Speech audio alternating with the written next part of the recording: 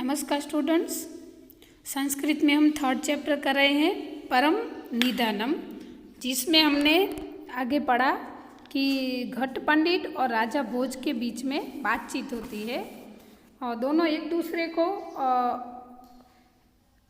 आपस में ऐसी डिस्कशन होती है कि भोज राजा को ऐसा लगता है कि मैं युवक से ज़्यादा चतुर हूँ या तो होशियार हूँ, और युवक को ऐसा घट पंडित को ऐसा लगता है कि मैं ज़्यादा चतुर और होशियार हूँ। ऐसे तो ऐसे बातें बातों में हमने क्या कि फिर लास्ट में राजा ने क्या कहा कि अगर आप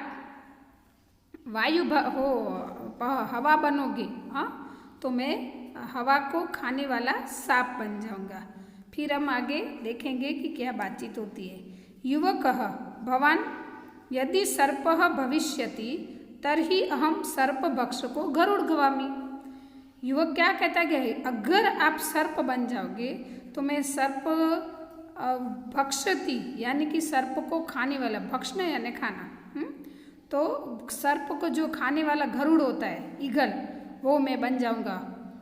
भोज राजा वाक्लिन वर्धयन यानी कि बातों को आगे बढ़ाते हुए, वाक्लिन वर्धयन यानी कि बात को आगे बढ़ाते हुए बोलते हैं, त्वम यदि गरुड़ असि तर्हि अहम चक्रधार विष्णु गरुड़ारूढ़ भवति। राजा भोज खट पंडित को बोलता है कि अगर तुम गरुड़ हो तो मैं चक्रधारी विष्णु, जो सुदर्शन चक्र धारण करने वाले विष्णु है ना, वो मैं बनूंगा। क्यों? क्योंकि हमेशा विष्णु गरुड़ के ऊपर ही सवार करते हैं। तो इसका मतलब ये होता है कि विष्णु स्वामी है और गरुड़ उनका दास है। युवकः मनसा विष्णु प्रणम्य च पांडित्यम प्रदर्शनम अग्रे वदति। मनसा यानी कि मन में ही विष्णु प्रणयम, विष्णु भगवान को प्रणाम करते हुए अपना पांडित्य दिखाते हुए, पांडित्य का प्रदर्शन करते हुए अग्रे वदति यानी कि आगे बोलता है। क्या बोलता है? यदि भवान चक्रधरः विष्णु तर्हि अहम भवतः मस्तकस्य उपरि शोभमानं मुकुटम अस्मि। मुकुट सदा मस्तकस्य ऊपरी एवं संतिष्ठति। घट पंडित यानी कि युवक क्या बोलता है भोज राजा को कि अगर आप चक्रधारी विष्णु बनोगे तो मैं उसके सिर पर, जो हमेशा सिर पर शोभायमान होता है, शोभामानम मतलब सुहाता है, अच्छा लगता है, मुकुट जो धारण करते हैं, सिर पर मुकुट धारण करते हैं विष्णु भगवान, तो वो मैं मुकुट बन जाऊंगा। क्योंकि विष्णु भगवान अपने मुकुट को हमेशा सिर के ऊपर ही धारण करते हैं। भोज युवकस्य पांडित्यम अनुभूय, मतलब भोज राजा युवक का पांडित्य को अनुभव करते हुए, तर्हि मुकुटस्य उपरि शोभमानं पुष्पहम एवमहम अधुना तरोपरि स्थास्यामि। क्या बोलते? तर्हि यानी कि तो, मुकुटस्य ऊपरी यानी कि मुकुट के ऊपर जो शोभामान होता है, सुहाता है, तो वो पुष्प यानी कि मैं फूल बन जाऊंगा। जब पूजा के टाइम पर मुकुट पे फूल होता है तो वो मैं, अगर तुम मुकुट बनोगे तो मैं वो फूल बन जाऊंगा। एवं अहम अधुना तवोपरि स्थास्यामि, उस हिसाब से फिर मैं तेरे ऊपर स्थापित रह जाऊंगा। युवकः भवान यदि पुष्पम भविष्यति तर्हि अहमपि भ्रमरो भूत्वा तव पुष्पस्योपरि स्थास्यामि।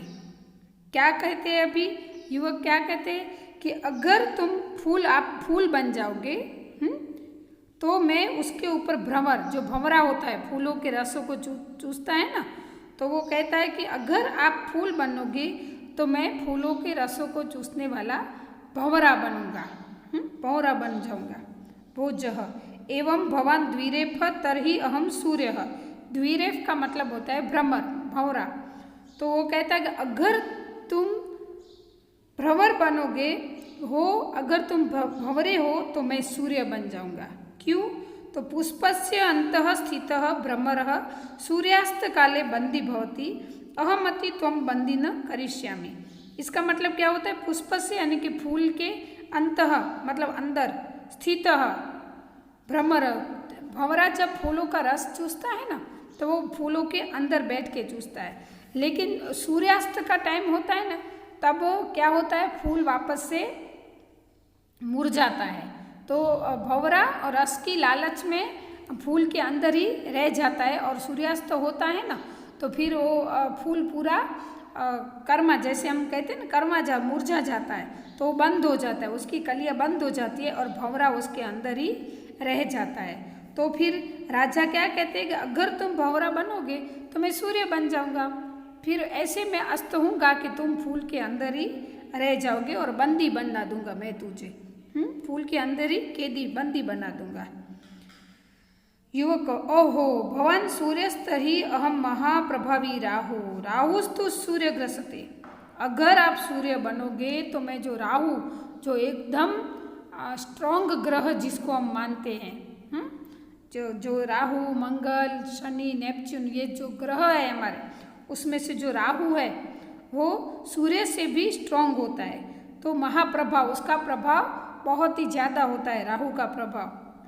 तो क्या कहते हैं कि अगर आप सूर्य बनोगे, सूर्य हो, अगर आप सूर्य हो तो मैं राहु हूँ, और राहु है वो हमेशा सूर्य को ग्रहस्ता है, मतलब कि नीचा ही दिखाता है। राहु के सामने सूर्य की ताकत का कोई अंदाजा नहीं होता है, मतलब वो सूर्य राहु के सामने टिक नहीं सकता है।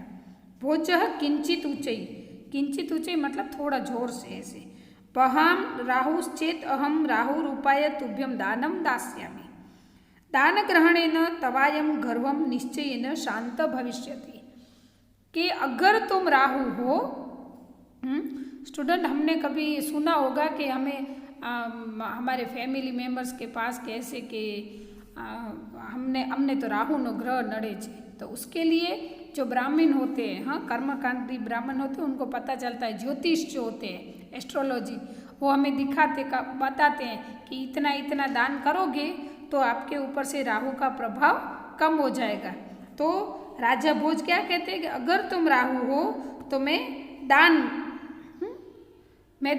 दानवीर बन जाऊंगा, दाता बन जाऊंगा, फिर मैं तुझे निष्फल बना दूंगा। सर्वतः अलुब्धम अहम भवत दानम न ग्रहिष्यामि, सॉरी, हाँ, फिर मैं अगर दान दूंगा तो तुम निश्चिंत ही शांत, यहाँ पे आएगा, सॉरी, भोज राजा उसको बोलता है कि अगर तुम राहु हो तो मैं दानी बन जाऊंगा और फिर तुम श्योर शांत हो जाओगे।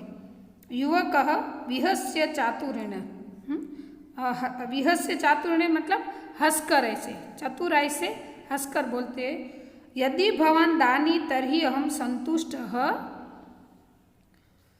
अगर आप दान दोगे तो मैं संतुष्ट हूँ, मतलब मैं संतोष मान लूँगा। भवतः दानस्य प्रयासः निष्फल भविष्यति, मैं आपका जो दान की जो कोशिश है वो मैं आपको निष्फल कर दूंगा।